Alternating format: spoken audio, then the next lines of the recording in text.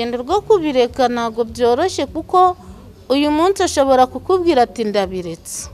Ni uguhangayika, n'amarira nta byiza bibayo kuko uragenda ku muhanda ugakubitwa, rimwe na rimwe umugabo yagutwara uzi ngo araguha amafaranga, wagerayo akaguhinduka, yemwe nayo wakoreye akayakwaka, akabaho n'igihe mujyanye mwumvikanye ko muri bukoresha agakingirizo ukabona arakanze agukoreye aho.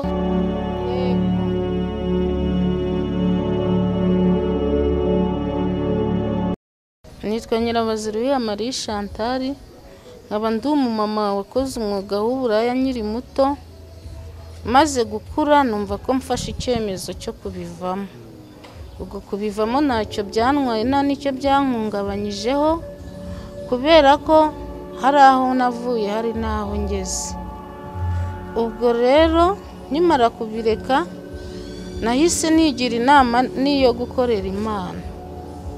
Ubu mba muri koperative, mba muri korari, ku buryo nanahagarara hariya nkaba nabwiriza nk'imbaga nyamwinshi, kandi mbere nabaga ntahagarara ngo mbishobore. Ku bw'izo mpamvu rero nkaba nagira inama abadamu bakibikora cyangwa abana batoya kuba babireka bakibumbira hamwe, bakajya mu matsinda yizigama akanagurizanya, yemwe bagatera n'intambwe bakisunga n'amakoperative, kuko iyo uri kumwe n'abandi n'iyo ugiye kugwa barakwegura. Kandi ikindi nabwira bagenzi banjye bakibirimo ni uko nta nyungu ibamo ari amarira gusa. Nabukoze imyaka 5, ni uguhangayika, n'amarira nta byiza bibayo kuko uragenda ku muhanda ugakubitwa, rimwe na rimwe umugabo yagutwara uzi ngo araguha amafaranga, wagerayo akaguhinduka, yemwe nayo wakoreye akayakwaka, akabaho n'igihe mujyanye mwumvikanye ko muri bukoresha agakingirizo ukabona arakanze agukoreye aho. Ahanini abakobwa bakora umwuga w'uburaya ni nuko bahura n'ubwandu bw'agakoko gatera sida, akakandura atabiteganyaga, atari n'inshingano yahisemo, ariko kubera ubugome abagabo badukorera akabikora akamwangiriza aho ngaho. Ubundi urebye nta muntu ujya gukora uburaya yishimye, kubera ko uburaya ubukora ari ubuzima buburimo. Waba uri cyuho umwana wabyaye, kandi wa mwana wamubyaye umukuye mu mwuga w'uburaya, wabwira papa we mwamubyaranye akaguhakana, akakubwira ati uko nakubyaje n'abandi niko mwabonanaga.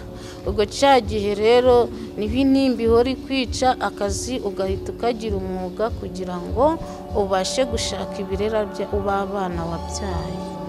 Ubuzima bubi nabayemo ikintu nicuza nuko igihe nari mfite nkiri mutoya mba naragikoresheje iterambere, nkaba nariberaga mu bintu byo kumva ko ubuzima bwanjye ari ukwitekerereza gushaka amagabo mvuye gusambana. Ubu nkaba narashubije amaso inyuma, ntagishoboye no kuba nakwiga amashuri ngo nanjye ngire icyo nageraho, ariko gusa icyo nshima Imana nuko nabashije kugaruka nkamenya ubwenge bwo kugana amatsinda n'amakoperative. Oya ntago ari umunyengana, biba bikaze pe. Urubyiruko rw'iki gihe ngewe niyo nambutse nkabona umwana uri kugerageza kwifata nabi, mugira inama nkamwereka ingaruka ashobora kuzahurira nk'ubwo buzima yinjiyemo, nkamwereka ko ashobora gutakaza amashuri nk'uko byambayeho, akazirotorova atagishoboye kubona rya shuri kuko azafata igihe cy'akagipfusha ubusa. Mwongera nkamwereka ingaruka zibamo zo kubyara abana batazwi, babandi twita abana b'indaro, babandi bavutse batazi base, nkamwumvisha ko nawe naramuka abyaye icyo gihe kizaba kimurangiranye, azaba ataye n'agaciro n'umuco nyarwanda. Urugendo rwo kubireka ntabwo byoroshye kuko uyu munsi ashobora kukubwira ati ndabiretse, yamara kukubwira ati ndabiretse, ejo yabura cya 1000 cyangwa bya 2, akongera akaba aragiye abisubiyemo. Abenshi ku masite niyo tubagezeho tukabaganiriza baratubwira nimbure ko uyu munsi urangaburira, ubwo yakubaza turamugaburira kandi nawe nta bushobozi ufite, nta kintu ufite uri bumuyereze, ufite igaburi hanyuje n'abo wabyaye, ukumva nabyo ni ikintu kidukomereye cyane. Binashobotse mukaba mwadukorera ubuvugizi n'igihe umuntu yinjiye kuri site agiye guhindura umuntu, ugahindura ufite icyo uri bumuhe kiri bumwibagize bwa buzima yarari bujyemo. Ubundi baravuga ngo guhora usabiriza ntago ari umuco, nta nubwo ari n'umuco nyarwanda. Uyu munsi ushobora kugenda ukamubwira uti kugira ejo utajya ku muhanda ngibi ni 5,000. Bya 5,000 dore ko ne ku iki gihe ibiryo byahenze, yabirya iminsi 2 ejo agasubirayo. Ikintu twasaba rero tubonye umuterankunga akadufasha gufasha bagenzi bacu bakiri inyuma, nuko hajya habaho kwibumbira muri ya matsinda bagahabwa inguzanyo ibigisha gukora. Ya nguzanyo babonye niba yungutse 1,000 uyu munsi, amaze kumenya kwizigama avuga ati ngihahishiriza ibiryo ndi burye nimugoroba n'ejo saa sita. Ejo saa sita nzamara kugaburira umwana nongere nsubire gucuruza nshakisha. Naho kuvuga ngo leta igiye itugenera ikintu iraba turabaha uwo munsi cyangwa leta irabaho uwo munsi, nta kintu byabamarira kuko baba bashaka cya kintu bihuriza hamwe bari bukore kikaba gihoraho. Ubuzima bwarahindutse, narishimye, ndiho ndakubwira tubu ndi wa mama wicarana n'ibikomangoma, ndi wa mama ugenda nanjye nkicara mu mwanya w'imbere, nkicarana n'abapasiteri, nkicara muri korali, nkicara muri koperative. Ariko mbere nari wa mama witinyaga, nkumva ko naramuka ngiye nkagukorera iki bari bunanseka, ariko ubu naritinyutse numva nta kibazo mfite.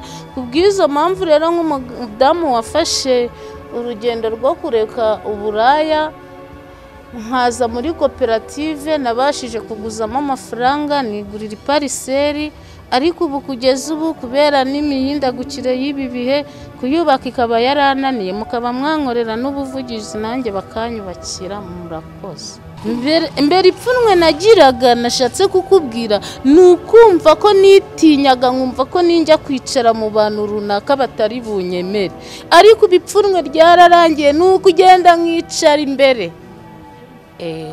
Ikituma abantu bazi ko nahindutse, mbere nari wa mama wituriraga mu kabari, nkaba nagiramo mu gitondo n'ibyo 10 nabonye nkaba nahahisha 2 andi yose nkayanywera.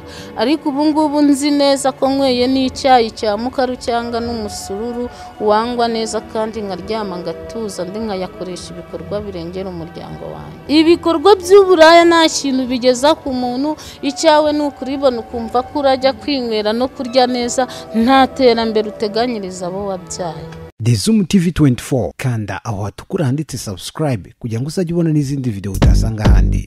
The Zoom TV 24.